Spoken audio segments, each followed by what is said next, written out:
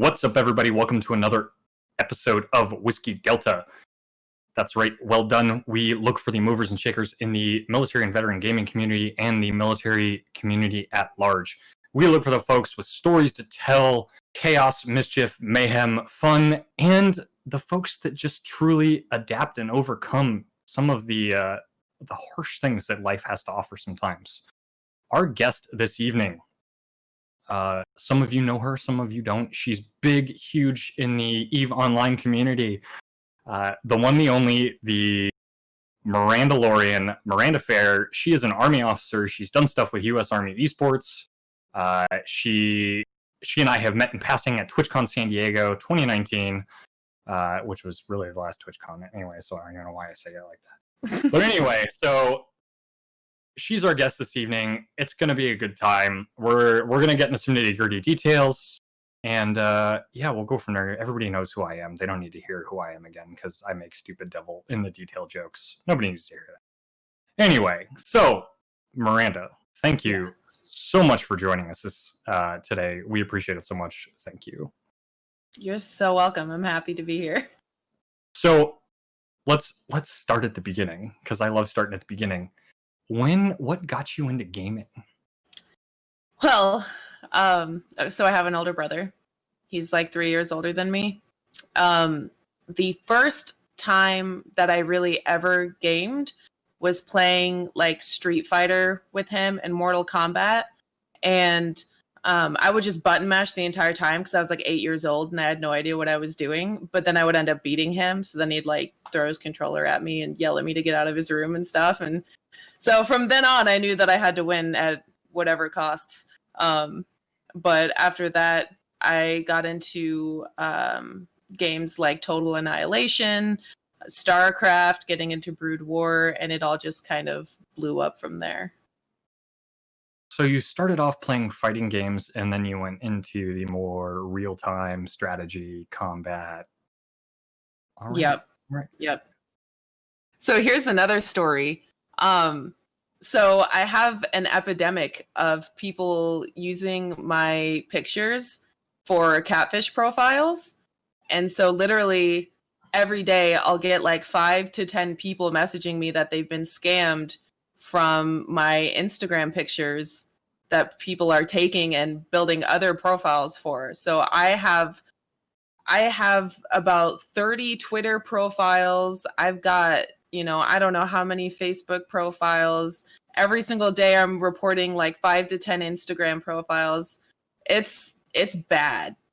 I have people that message me and they're mad at me because they were scammed out of money because of a fake profile of me. I have people like sending me the worst messages because they, people thought that they were going to get married to me. People were in this relationship for years with someone they thought was me. And then they found out that it wasn't because they started searching my name and found my real Facebook, found my real Instagram and were like, holy crap, like that's not her. It's crazy. I mean, it's really, honestly, it's a little unfortunate because you have to deal with that. Probably you have to deal with it every day. Yeah, every single day. Every single day. I mean, if there is a positive, somebody thought that you would just be the perfect person to use as catfish bait for folks for whatever reason. Right. I mean, that's a little. I mean, that's it's flattering. Yeah, could yeah. I mean, I don't know. It is flattering. I think most people they pick out military people because one, it's easy to explain being in a different location in the world. And two, I feel like people, especially Americans, have an inherent trust of military soldiers. And, if a military member contacts them, surely they're not going to lie to them because we're, the upstanding citizens of the United States of America. And so of course they can trust us. Please don't call me Shirley. Roger. Yep, went there.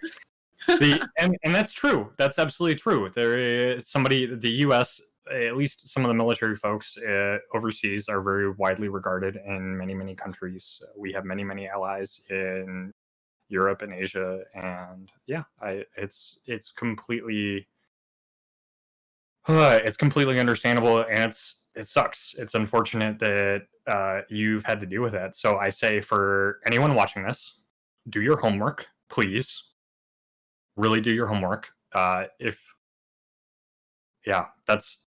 really it. Don't give your money away to people randomly. Holy crap. Rewinding from the catfishing there a little bit. What got you into the military? What you said you did ROTC at Iowa State? Yeah. What brought you to the ROTC route? What inspired you to put the uniform on, sign that dotted line, and say, I'm going to go be in the Army? Well, so both my parents met at the Air Force Academy. So I am a military brat, definitely. I always knew that I wanted to do something that involved leadership. And my parents told me, if you want to join the military, you can, but you're going to be an officer. So I never had a choice to not go to college when I was growing up. But in the end, I really I wanted to join the military because I saw that, there's good leaders and there's bad leaders in the military. And I decided that if I became a leader in the Army, then I would have control to make sure that there was at least one more good leader. And I would have power over that to make sure that within my little sphere of influence in the military, I could do the best that I could to be the best for soldiers and make their lives as good as possible while they were in. Oh, that's awesome. That's fantastic. That is perspective that I'm sure for any of the enlisted folks that happen to be watching this once we release is refreshing. It's not something you hear very often. It's a good leadership mantra to live by, without a doubt. Absolutely, that's awesome. So you go through the ROTC program, you come out, you get your commission, and you go off to your first assignment, which was where? Fort Hood. You go to Fort Hood. Okay. And what were you doing at Fort Hood? So my first job at Fort Hood was in a bulk petroleum company. So I branched logistics, but I was basic branch ordnance, and I went straight into a quartermaster company. Had no idea what I was doing, which is pretty par for the course for any second lieutenant going anywhere. And I just got steamrolled by my NCOs. It was rough, but it was good. It was a learning experience, definitely. And I came out better on the other side because of it.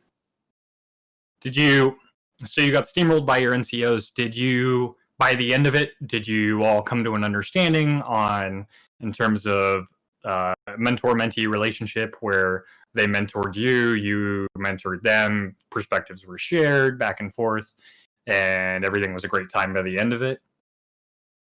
Yes. I towards the end, I think there's always for platoon sergeants, there's always that kind of oh God, I have to train another second lieutenant who has I'm starting over. This is great.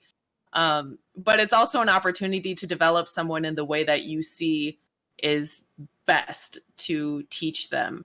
And, I had my own input that I could bring, even with my 3 months of experience in the military that I had. I still had other life experiences that I could help with. I always say that it's an interesting perspective being a 23-year-old in charge of 30-something-year-olds who have been in the military for 5, 10, 15 years, and you just got there. But I really took to heart the whole idea of learning from the people around you. I learned a lot from my platoon sergeants, but I learned the most from my specialists and, my E5s who are there on the line every single day with the equipment that I'm supposed to be learning about. you learn the tricks of the trade that the little go around ways to do things that they figured out that you don't necessarily know. And I think that really set me up for success too. Yeah, that's great. You can only read the manual so many times without having the practical experience. Right. Reading the book can save your bacon, but it may not get you out of trouble per se. That's not right. Nobody ever gets in trouble for following the manual. That's par for the course. But knowing what's in the manual won't get you through the day necessarily when the shit hits the fan. So, absolutely. And you were talking a little bit about your life experiences. You and I were chatting a little bit before the interview started about some of your life experience and how that's helped shape and define you and your continued career inside the military, as well as some of your life experience outside. And without diving into it myself, we'll just go right in and say, what was that defining moment? What is that defining moment that's allowed you to empower others to share similar experiences? So, I am a military sexual assault survivor. And I feel like that has given me a very, unique platform to be able to not only share my experiences, but it's given me insight into situations that other leaders may not be able to share with their soldiers. It was not a good experience, obviously, but at the same time, I feel like being assaulted, going through the reporting process, the trial, the sentencing, and then, going through behavioral health afterwards, and just kind of learning how to rebuild, carry on, and just be able to maintain trust with people afterwards, has given me the ability to take that and just have a deeper level of understanding for other people that are going through something similar. So it really is just, one more thing that I can put in my leader book. I'm able to sympathize, and I'm able to know what they're going through. I'm able to understand what they're going through in a way that a lot of people aren't, I say, lucky enough to be able to do. It's both a boon and a blessing to be able to empathize with others on that level. There are folks that are still struggling to rebuild their lives after such an experience, and to a certain extent, that's the folks that have to go through a situation like that are in a constant rebuilding process for the rest of their lives. That's just that will always sit in the back of your mind, and how you deal with situations that come up that remind you of a particular instance that either has led up to that situation or not, how you adapt, overcome, and share your experiences so somebody else will potentially not go into that similar situation is inspiring. Bringing it back, because this is Military Gaming League and we talk about folks that play games in the military quite frequently. You have a vodcast that you do about EVE Online, yes, which is just super nerdy and geeky, and I love it to death. I want to hear all about this podcast and how long you've been doing it, and just tell me a story. Tell me a story about how you have just thoroughly geeked out on spreadsheets and Fleet Commander goodness. I want to hear it. So the podcast. So it's my boyfriend and I that run it. And it's every Friday. I actually jumped on like 6 months ago on it. He had been doing it for a while before that, but we decided to do a little like co-host type thing so that we could encompass more of like the chat with it and the questions for the guests and everything. But basically, every Friday we do FC Chat, which is Fleet Commander Chat for people who don't play EVE, and it's the leaders of EVE Online. FC Chat is a no politics zone where we just talk about the game itself and what's good about it, what's bad about it, what we want to see changed. And a lot of times the EVE game developers will watch, and they even join us sometimes. And I've gotten to stream with a couple of the game developers for some new things that they roll out, and I don't know, it's great. It's on Twitch TV /Zepando, ZEHPANDO. And like I said, it's on every Friday at about 8 o'clock Central, 4 o'clock Central time. And yeah, people should come check it out. Even if they don't necessarily like the game, it's pretty fun just to be able to see the dynamic of the different people that are, leading the game into certain directions. You already mentioned the social for the VODCAST itself. That's fantastic. So what is we're going to go right into your socials. What are your official non-catfishing profile socials that we can drop for all the folks at home if somebody wants to find, chat, hang out with the Mirandalorian herself, where do they go? So I actually got rid of my Instagram because it was such a pain in the butt. I just said so if you see me on Instagram, it is not me. Well, you just make an Instagram for your doggos. Just your dogs. I'm just going to make an Instagram called Not Mirandalorian and just do a little 180 on them. But the best way to reach out to me, see what's up, and drop me a line is on Twitter, which is at Mirandalorian _ because somebody had taken Mirandalorian before that.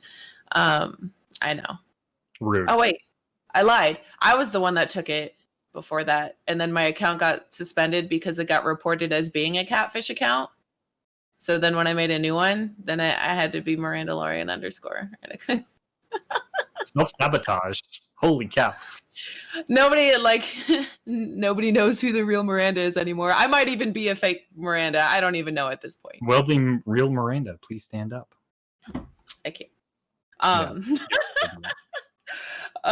But yes, so my Twitter is at Mirandalorian _ best way to get a hold of me if you ever want to. Awesome. And then your streaming channel, if somebody was going to watch you on Twitch, which it sounds like is your primary, where would they go? Yes, my Twitch is just Mirandalorian. MIRANDALORIAN. No underscore. No underscore. Number 1. Man, gotta work on your branding. Self-sabotage. Holy crap. I know. It's so awful. All right, everybody. That's been another episode of Whiskey Delta, or Well Done. Our guest this fine episode has been the one and only Mirandalorian. It's been great. We've talked about trials, tribulations, fun, and games. And it's been an absolute pleasure having you on the show, Miranda. Thank you so much. We at Military Gaming League thank you profusely. We hope to see you around in the future, potentially on a Saturday night stream, or just in the future events when things get vaguely back to normal. We'll maybe just see you at another event and cause some mischief. Sounds great. Thank you so much for coming. Thank you.